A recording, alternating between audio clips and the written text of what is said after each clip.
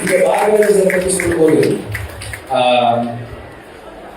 பாலமகேந்திர சிலையுடைய உதவியாளர் எனக்கு சீனியராக தங்கம் அவருடைய அவர் எப்போதுமே சொல்லுவாரு, பாரதி ராஜா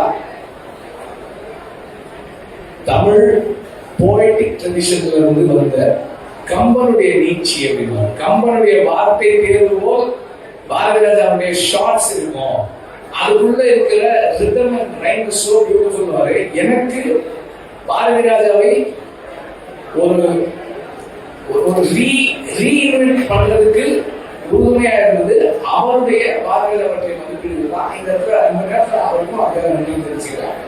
அண்ட் வந்திருக்கிற வரப்போற அனைத்து கட்சிக்கும் வந்திருக்கிற ஸ்டூடெண்ட்ஸ் நான் நன்றி தெரிவிச்சுக்கிறேன். ஏன்னா இது உங்க எல்லாருக்குமே ஒரு தகவல் கேள்விப்பட்டேன், அது உண்மையான தெரியல.